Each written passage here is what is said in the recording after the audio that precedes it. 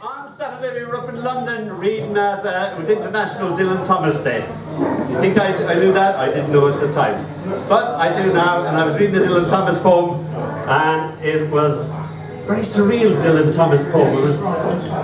I'd read Dylan Thomas, but I'd never actually heard him. And then I got these little old tapes out of the library, and somebody had stopped them just on Love in the Asylum. So Love in the Asylum was the actual first Thomas that I ever heard. It goes like this. Love in the Asylum. A stranger has come to share my room, in the house not right in the head. A girl mad as birds, bolting the night of the door with her arm, her plume. Straight in the maze bed, she deludes the heaven-proof house with entering clouds. Yet she deludes with walking the nightmarish room, at large as the dead, or rides the imagined oceans of the male wards. She has come possessed, who amidst the delusive light through the bouncing wall, possessed by the skies. She sleeps in the narrow trough, yet she walks the dust, yet raves at her will on the madhouse boards worn thin by my walking tears. And, taken by light in her arms that long and dear last, I may without fail suffer the first vision that set fire to the stars. Thank you. We did a festival in Cork a couple of years ago, and this is my book. It's called Being Dragged Across the Carpet by the Cat. Pretty normal title. My friend was dying of cancer, and about a month before she died, she got a little kitten, and the kitten used to follow her everywhere. And my friend died, and we cremated her, and I was going to scatter her ashes. And when I did scatter her ashes, I was doing the tempest, and now to the elements be free. And I scattered her, and the wind changed. I was wearing a white shirt, and she came all back all over me like that. But before that, there was a big storm, and I placed her urn up in the mantelpiece. Little kitten comes in a side window, jumps up in the mantelpiece, knocks the urn off, scatters her all over the floor, and then proceeds to make footprints of her. So hence, being dragged across the carpet by the cat. It can happen in a very odd, stupid way. Right, this is a poem for Miklos Radnotii, who is a Hungarian poet.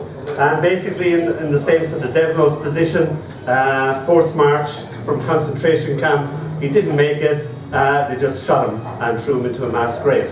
And you think that's the end of him. But no, they exhumed the mass grave, everybody is decomposing at this stage, but in the lining of his coat is a book of poems. So some of the poems from Radnotii are the ones actually that speak from the grave and do all the accusing. So amazing story altogether. And he has a line that says, "Don't walk past me, friend, yell and I'll stand up again." So I wrote I became a man of words in order to meet him again and make him the man that he once was. I can't live nor die any longer is the title of one of his poems. I build this bridge of words so that I can walk back over time and take your hand. You to me, this man made only of words, talking out of a book, and I only able to touch you with these flawed words of mine. I clasp your friend, your hand in mine, call you friend. In the Bardi Arts, I think it was about a year ago, Tim, or 2 years, I can't remember. Time is immaterial to me. And I had never heard Robert Desnos read. I loved Robert Desnos, but I actually hadn't heard him in a voice by somebody. And Tim got up and he read Le Papillon. And he not only read Le Papillon, he read it fantastically. And I was totally blown away by the energy, the excitement of the words, the love of the words, the intensity, the immensity. And so I had to write a poem for Tim. So I did, very badly. But this is all the poor Tim could get. So this is called I Deny the Existence of Death, Timothy Adés. Is there a Timothy Adés in the audience? Oh, there is, as it happens. This guy here. Oh, me, him. So this is Timothy reading the Papillon. Timothy opens his mouth, butterflies fly out. The room abounds with butterflies, all claiming to be Robert Desnos.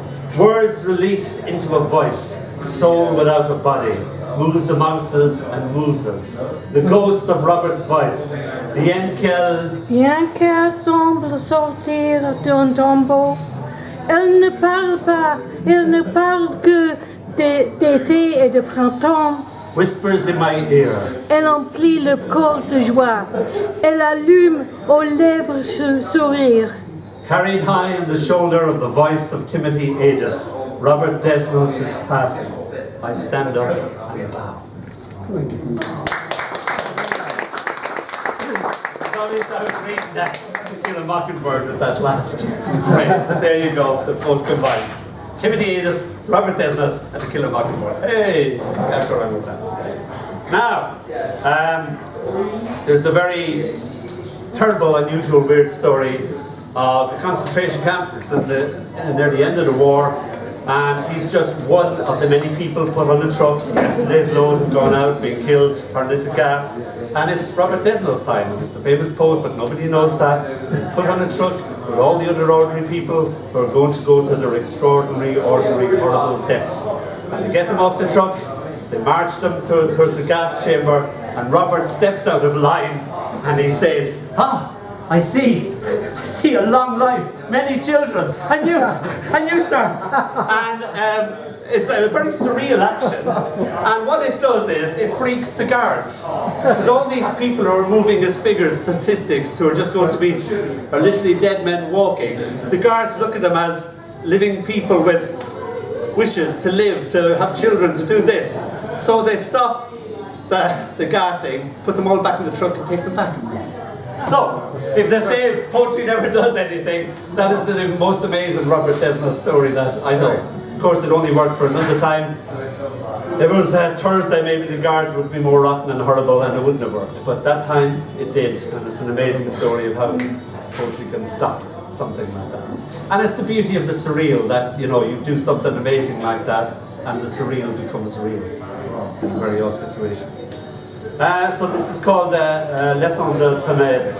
The Ténèbres is a French Baroque lamentation, sung lamentation, using the voice. The grief transcends itself into beauty. And of course, Robert wrote many Ténèbres poems as well. So Leçon de Ténèbres. The forced march from concentration camp to concentration camp, from finally Flohan to Terezin, the day before the war ends. His soul is strong, the body weakened. They recognize him from his Man Ray photo. Do you know Robert Desnos? I am Robert Desnos. Death allows him the grace to die as himself once more, not this nameless number, an animal. He holds a rose they've given him. He holds onto it even when he dies, refusing to let go of a beauty he can hold, he can touch. His head full of transformations, the alchemy of thought, as if a world could be created, recreated from it. This rose is cremated with him. He is that unthinkable thing, a soul without a body, a dream of words. I speak him to remember him into being.